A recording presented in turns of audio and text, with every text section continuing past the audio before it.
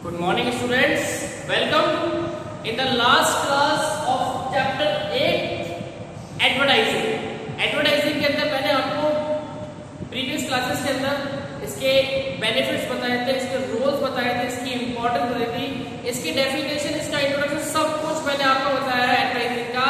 At last हम इसके बिल्कुल अंतिम पड़ाव पर आ चुके हैं, हम इसके बिल्कुल लास्ट स्टेज पर आ चुके हैं, last stage of advertising.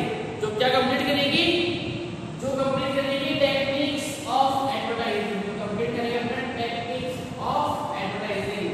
Advertising की टेक्निक्स क्या क्या होती है, एडवर्टाइजिंग करते समय किन किन टेक्निक्स को काम में ले सकते हैं एडवर्टाइजर्स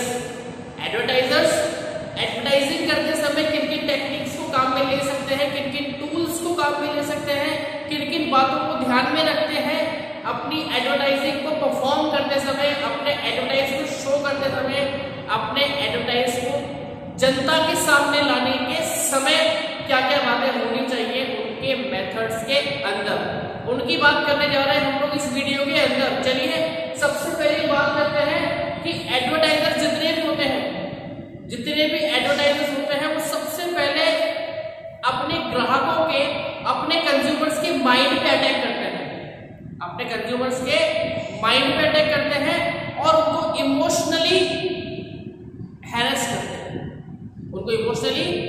करते हैं, उनको इमोशनली फ्लक्चुएट किया जाता है, उनके इमोशंस के ऊपर एक जब होता है ना कि दुखती रग पे हाथ रख देना, वही बात होती है कि जिस चीज से वो सबसे ज्यादा परेशान है उसी पे हाथ रख दो, बस सामान बिकेगा अपना।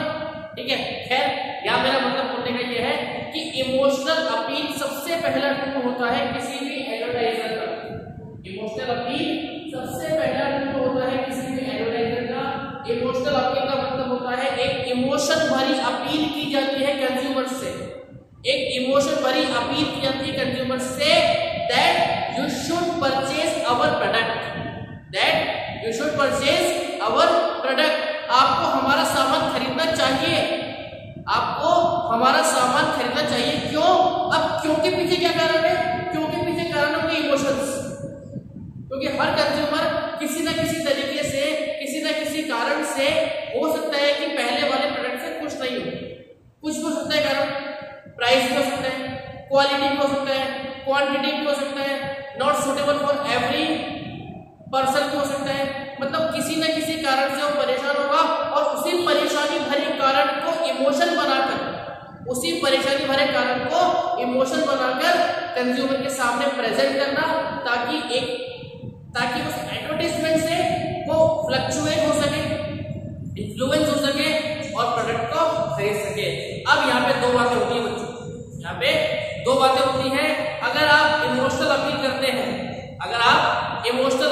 हैं, तो यहाँ पे आपको दो बातों का ध्यान देना पड़ेगा, यहाँ पर आपको दो बातों का ध्यान देना पड़ेगा। पहली बात है आपकी कंज्यूमर की नीड क्या क्या हो सकती है, कंज्यूमर की नीड क्या क्या हो सकती है और कंज्यूमर की फियर फैक्टर्स क्या क्या हो सकते हैं, मतलब क्या क्या कंज्यूमर की जरूरत हो सकती है, ऐसी कौन कौन सी जरूरत है कंज्यूमर की जिसको पिच बनाकर आप अपने मैच को खेल सकते हो, और क्या क्या डर हो सकते हैं कंज्यूमर्स के क्या क्या डर हो सकते हैं, कंज्यूमर किन किन चीजों से डर सकता है जिसको पिच बना के आप काम कर सकते हो।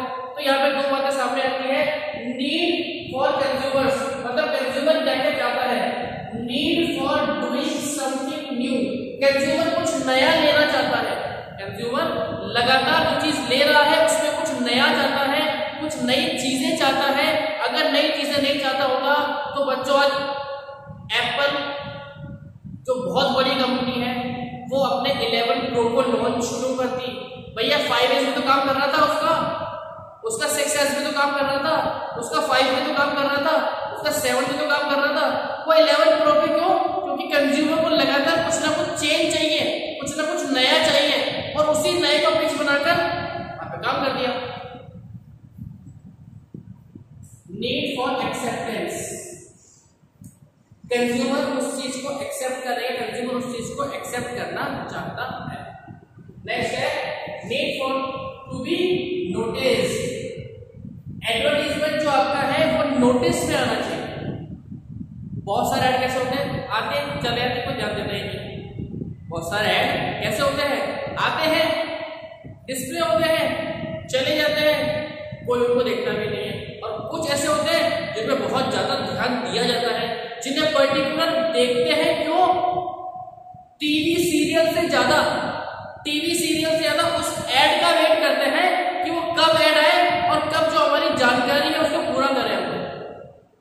तो नोटिस का मतलब ये है कि जो एडवर्टाइजर्स हैं उनको भी यहाँ पे नोटिस करना पड़ेगा कि कंज्यूमर्स की क्या क्या प्रॉब्लम हो सकती है, और यहाँ पर जो कंज्यूमर्स हैं उनको भी उस एडवर्टाइजमेंट को नोटिस करना पड़ेगा ताकि उस प्रोडक्ट को परचेस किया जा सके। तो कंज्यूमर के नोटिस में वो एडवर्टाइजमेंट आ जाए, कंज्यूमर के नोटिस में वो एडवर्टाइजमेंट आ जाए, इस बात को ध्यान में रखते हुए एडवर्टाइजमेंट बनाया जाता है। इस बात को ध्यान रखते हुए एडवर्टाइजमेंट बनाया जाता है। तो याद रखिएगा, टेक्निक्स पढ़ रहे हैं तो एडवर्टाइजर इस बात को ध्यान रखेगा कि कंज्यूमर के नोटिस में वो बात आनी चाहिए जो वो बताना चाह रहा है। कंज्यूमर के नोटिस में वो बात आनी चाहिए जो वो बताना चाह रहा है। ठीक है, नेक्स्ट है आपके पास में need for change old product.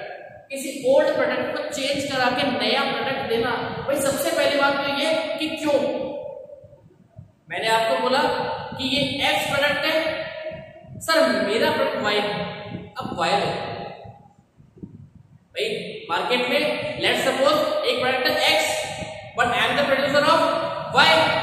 मैं गया, मैंने कहा सर मेरा प्रोडक्ट एक्स से अच्छा है, आप मेरा प्रोडक्ट ले लो, मेरा प्रोडक्ट वाई एक्स से अच्छा है, वाई एक्स से अच्छा है, क्यों?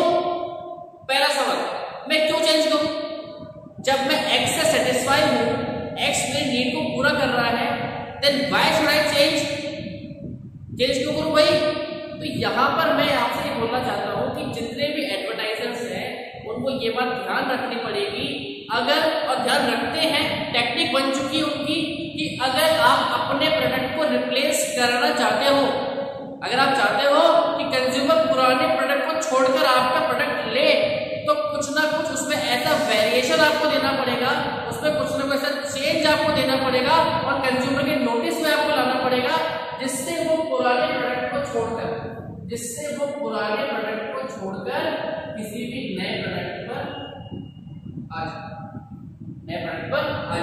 नेक्स्ट है नीड फॉर सेफ्टी। आपको कंज्यूमर की सेफ्टी टिप्स का बहुत ध्यान रखना पड़ेगा, आपको कंज्यूमर के जितने भी सेफ्टी पॉइंट्स हैं उन सबका ध्यान रखना पड़ेगा, और एडवर्टाइजमेंट बनाते समय उनके सेफ्टी पॉइंट्स को बताना पड़ेगा।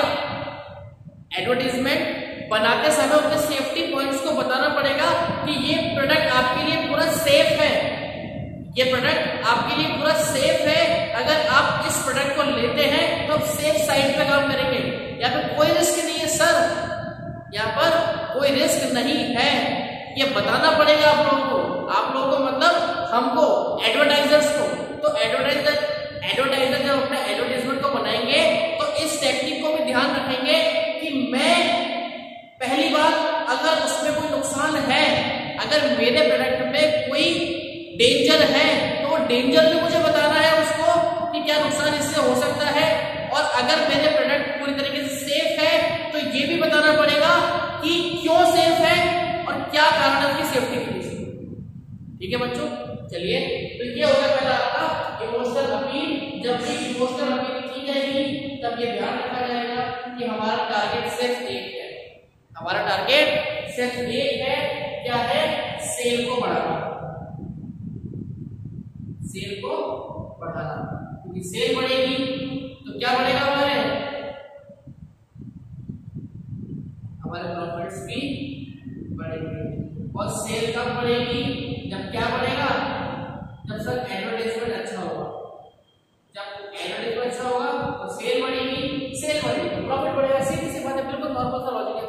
चलिए बात करते हैं इसकी सेकंड टेक्निक की। टेक्निक पढ़ रहे हैं हम लोग, सेकंड टेक्निक की बात करते हैं हम लोग, advertisement for publicity.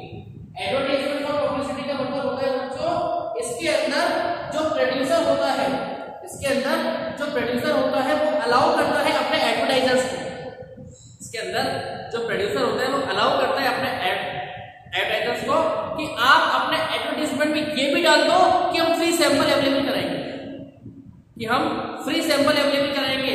Free sample available कराने का मतलब क्या होता है? Demo of the product. आप प्रोडक्ट को लो, एक बार यूज करो, आपको अच्छा लगे ठीक, वरना कोई बात नहीं। ठीक है, तो यहां पर इसके अंदर एडवर्टाइजमेंट फॉर पब्लिसिटी के अंदर बच्चों क्या होता है? एडवर्टाइजमेंट फॉर पब्लिसिटी में एक ही फंडा होता है, इसलिए यहां पर फ्री सैंपल्स अवेलेबल कराए जाते हैं। फ्री सैंपल्स अवेलेबल कराए जाएंगे और फ्री सैंपल्स की वजह से कंज्यूमर उस प्रोडक्ट को लेगा, उस प्रोडक्ट को देखेगा और उसको आगे लेना स्टार्ट करेगा। इसके अंदर तो ट्रेड फेयर्स भी आते हैं, इसके अंदर ट्रेड फेयर्स, व्यापार मेला भी लगता है ना बच्चों, ट्रेड फेयर्स, वो भी इसके अंदर आता है ताकि गुड्स को पब्लिश किया सके। गुड्स की जितनी ज्यादा पब्लिसिटी होगी, देखो जितनी ज्यादा पब्लिसिटी होगी उतनी ही उस गुड्स की सेल ज्यादा होगी, जितनी क्वांटिटी होगी उतनी सेल होगी और जितनी सेल होगी उतना क्या होगा? उतना सर आपका प्रॉफिट भी ज्यादा हो जाएगा। तो सीधी समझने वाली बात है, जितना एडवर्टाइजमेंट ज्यादा उतनी पब्लिसिटी ज्यादा और जितनी पब्लिसिटी ज्यादा उतनी सेल ज्यादा और उतनी कंपनी के प्रॉफिट्स ज्यादा। तो यहाँ पर एडवर्टाइजमेंट फॉर पब्लिसिटी में क्या है?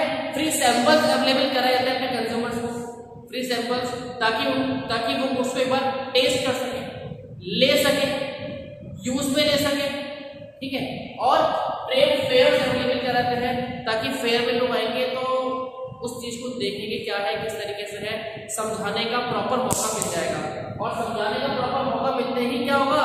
मौके पे चौका लगा दिया जाएगा, भाई ये सामान हमारा प्रोडक्ट है, एक बार यूज तो करो उसको, नहीं अच्छा लगे छोड़ देना, कौन सी बड़ी बात है, आगे मत लेना उसको, लेकिन एक बार यूज करो। और एक बार अगर आपके प्रोडक्ट को कंज्यूमर ने यूज किया तो दो बातें होंगी उसकी, या तो वो ले लेगा आगे उसको, या तो आगे उसको कंटिन्यू करेगा, या वो उसको रोक देगा तो बात ही खत्म। और अगर आप चाहते हो कि आपके प्रोडक्ट को कंटिन्यू किया जाए, अगर आप चाहते हो कि आपके प्रोडक्ट को कंटिन्यू किया जाए, then you have to give quality products and some changes in your new product. ठीक है, चलिए बात करते हैं ब्रांड एडवर्टाइजमेंट की। मैंने अभी आपको बताया पब्लिसिटी। अब ब्रांड एडवर्टाइजमेंट में क्या होता है कि आपने कई बार देखा होगा कि ब्रांड एडवर्टाइजमेंट के अंदर ये बताया जाता है कि इतने % लोग हमारे प्रोडक्ट को ले चुके हैं और उनके पॉजिटिव रिस्पॉन्स आए हैं। हमारे प्रोडक्ट को, हमारी गुड्स को इतने कंज्यूमर्स ले चुके हैं और इतने कंज्यूमर्स के गुड्स रिस्पॉन्स हमारे पास मिले हैं।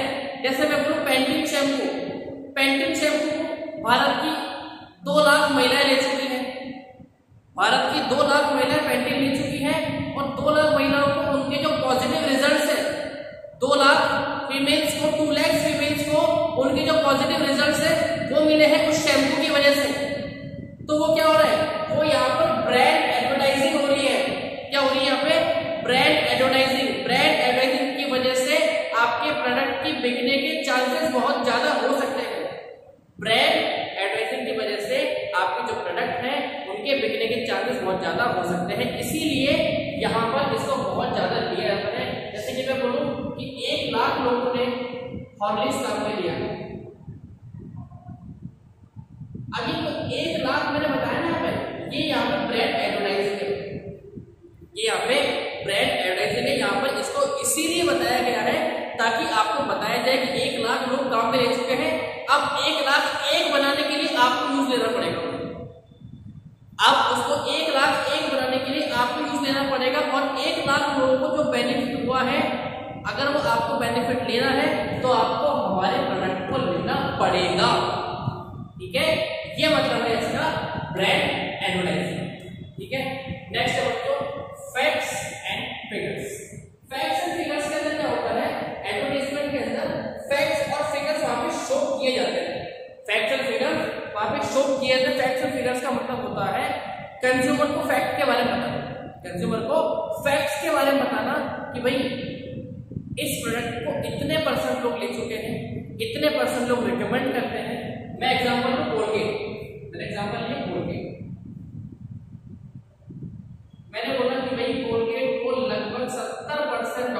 डोज भी ले चुके हैं।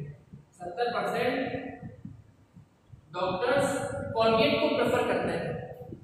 तो एक साइकोलॉजी बैठ जाती है कि 70% डॉक्टर कर रहे हैं मतलब चीज तो अच्छी है, 70% डॉक्टर कर रहे हैं चीज तो अच्छी है। वहां पर 1 मिनट के हमारे माइंड में ये बात नहीं आती कि सर ये हो सकता है कि खबर जो है वो झूठी हो, ये फिगर जो है वो गलत हो। लेकिन बच्चों ऐसे चांसेस कम होते हैं जब सोशल मीडिया पे आप किसी चीज को डालते हो तो वहां पर आपका कोई एग्जिस्टेंस नहीं होता, ठीक है। मतलब कोई बात नहीं, फेक है तो भी कोई दिक्कत नहीं है, लेकिन जब आप किसी भी चीज को सबके सामने रख रहे हो, वर्ल्ड वाइड पब्लिश कर रहे हो, तो इन आंकड़ों से आप मजाक नहीं कर सकते। आप लोग इन आंकड़ों से मजाक नहीं कर सकते। आपको सही आंकड़े वहां देने पड़ेंगे, आपको वहां पे सही फैक्ट्स देने पड़ेंगे, सही फिगर्स देने पड़ेंगे, ताकि आपके प्रोडक्ट को आगे बिकने में कोई प्रॉब्लम नहीं आए, ठीक है। और नेक्स्ट पॉइंट है आपका एम्बेसडर्स। एम्बेसडर्स पॉइंट्स को आप अच्छे से जानते हो। कंपनी अपने ब्रांड के एम्बेसडर को चूज करती है, उसको बोलते हैं ब्रांड एम्बेसडर। ब्रांड एम्बेसडर का क्या होता है आप सुनो। ब्रांड एम्बेसडर कोई अलग से नहीं आता है, ब्रांड एम्बेसडर कोई बहुत बड़ी सेलिब्रिटी होती है।